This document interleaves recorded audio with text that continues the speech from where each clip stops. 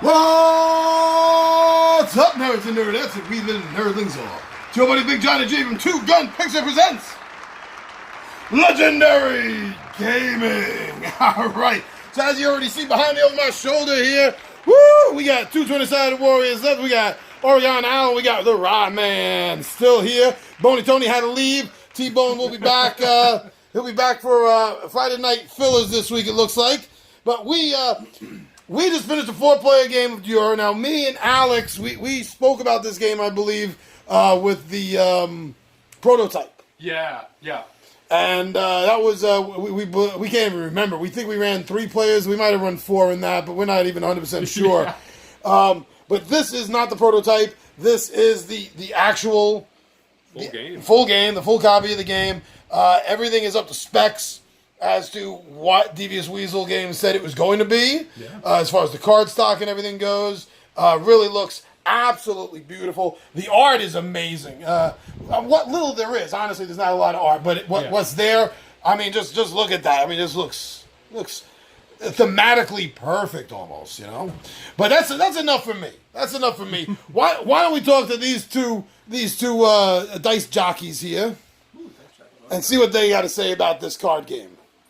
Yeah, I'll say this. It sort of took me till after the game was over to really understand what was going on. Now, it's not to say the game was complicated mechanically. Mechanically, very simple. It's basically play a card or 2, depending on if your house is favored or not.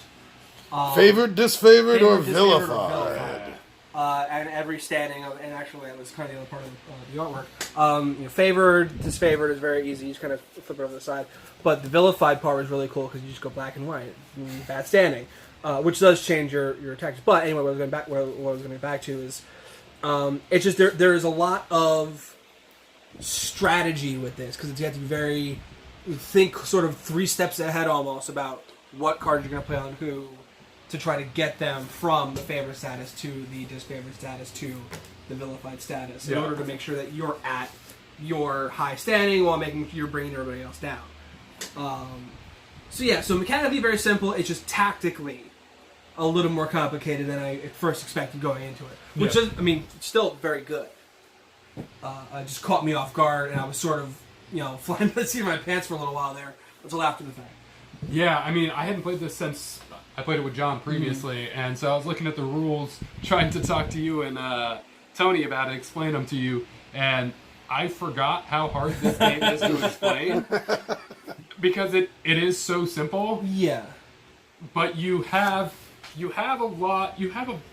like 5 base options on your turn of what you can do.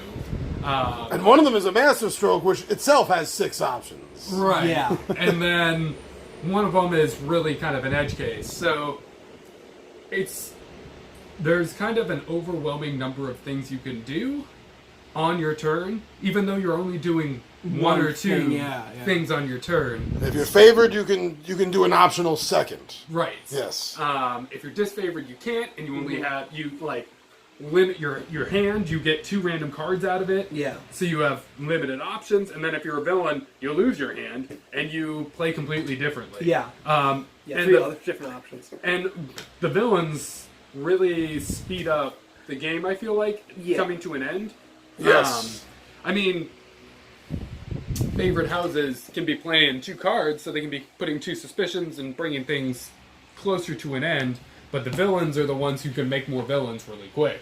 Yeah, because the villains, one of the things the villains you can do is you play the scandals, and the whole thing is that with the scandal cards... You make more villains. Yeah, when you have 3 of the scandal cards, that's when you go from the colored side to the black and white side. And the fact that they can just play them outright without playing anything else. It's like, oh yeah, no, scandal here, scandal there, scandal there. It's just, at that point, it becomes every other turn. You could very easily have another... Because in most cases, we usually kind of go through suspicion. Yeah, it goes from suspicion to scandal. If we play our cards right, no pun intended, we can turn that suspicion into a scandal. Yeah. And if you have 3 out of 5 of your cards facing in front of you as scandals...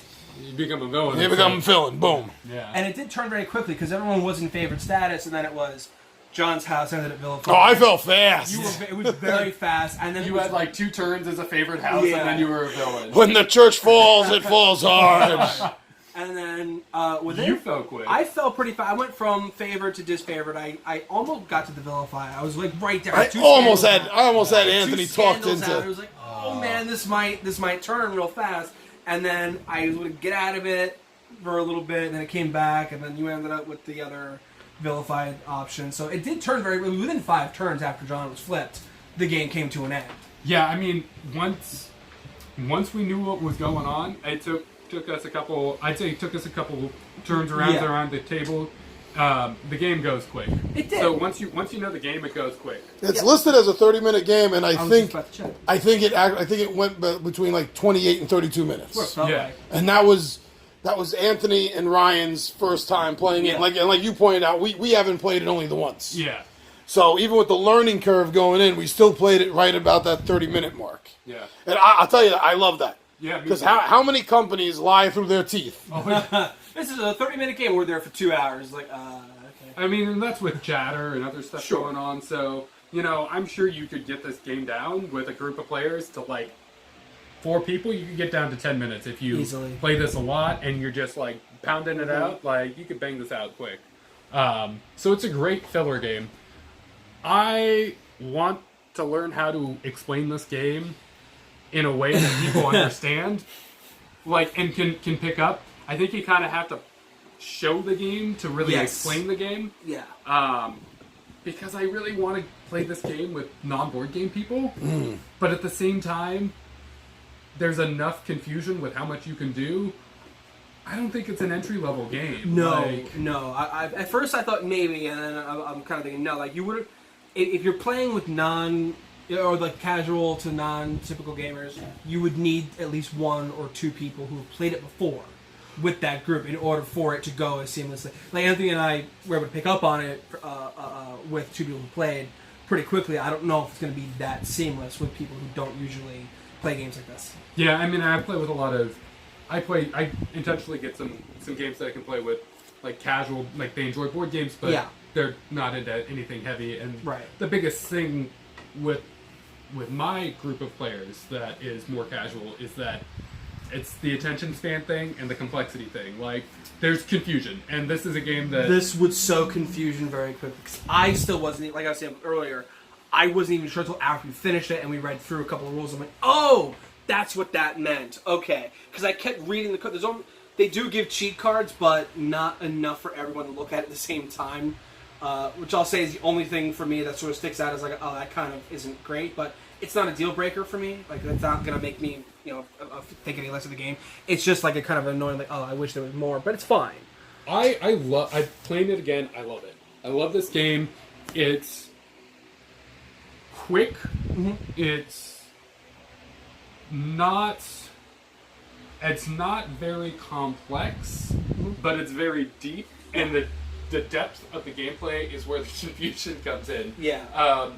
And that's great. And the strategy, I think it's great. I think it's fantastic. I mean, with 4 people, great. I still want to get this to the table with 6, because I think it would be...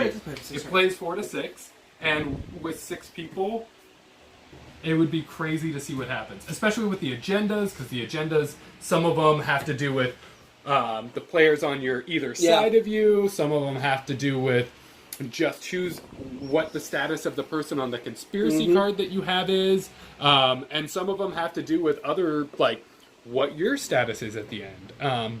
So I think it could get really crazy with 6 players. Also, there's like special cards that let you switch people's agendas. Like, oh yeah, you were planning that. I was planning on doing that because I had that card later in the game and being like, oh yeah, you were planning that? Yeah, you and John. Now it's time to switch. Yeah. So all that setup that you had, nah. And now, on the flip side of that, while this game did go quick, I can see it where it's if you get a handful of really, really carefully, tactically minded people at the table, this game could go on for a while if they know how to play their cards right. It has the potential. I don't think it will easily. Like you probably might get one session that goes a little long. I don't see it going past maybe an hour if you get really careful. I don't think you can get to an hour because there's not enough abilities that remove cards from the table. That's true. Which is why the game keeps to the time limit, because almost every ability is adding cards or manipulating cards that are on the table. There's only one ability in the game that actually removes cards. Maybe two. And it's cards. used pretty sparingly. And it's hard to, I mean, there's one house that can remove suspicion cards, and then I think maybe a master stroke, which takes two matching cards to remove cards. So it's going to stay within the time limit. The real thing is how long it takes people to think out their turn. So that's really where you get the length, is how much planning, each person's taking. And I feel like our group tends to be a little bit more, like, we have a lot of conversations, and we do think about our moves a little bit. So I think, with 4 people, 30 minutes is probably about as long as you're going to go. Your first game, if you're playing with 4 people, learning the game, might go a little longer. Might go like 40 minutes. The learning curve, you always add in 15 to 20 minutes for learning curve, just in case. But I mean, we had 2 new players here. Yeah. It would, so. All right, so final thoughts? Great game. Love it. Want to get it to the table again. I always enjoy this. It's a great filler game, and it's a great competitive filler game, which I know Tony loves. So hopefully we can get this to the table again soon. Oh, we will. You're dying to play it with 6. I'm dying to play it with 5. The odd number, I really want to see how well it plays with that. But Ryan, your final thoughts? Yeah, I agree with a lot of the same thing that Alex said. Really looking forward to playing it again. Surprisingly deep, which is sort of kind of a nice surprise at that, because I thought it was going to be, they were like, oh, it's one action, but it's so much more than that, and it's nice when a game can have fairly simple mechanics but deep strategy, and those are usually very, very entertaining, and this was definitely the case. So looking forward very much to playing this game. Very cool. All right, so that is our 20-sided shots for the final version of the game. Now that it has made publication, and we got a copy of it, we wanted to make sure that we got this out, and we got to play it with a couple of players that had not played the game already. So that was it. I think this game was a lot of fun. I think the final version looks beautiful. Yes. And I'm really glad we got this to the table today. So thank you, everyone. Thank you for checking us out on Facebook and Instagram and Twitter. And, of course, as always, thank you, my friends, for subscribing to Two Gun Pixie here on YouTube, for liking, for sharing, for commenting. That's right. Thank you very much, everybody. I'm Big Johnny G. These are 2 of the 20-Sided Warriors, and we are...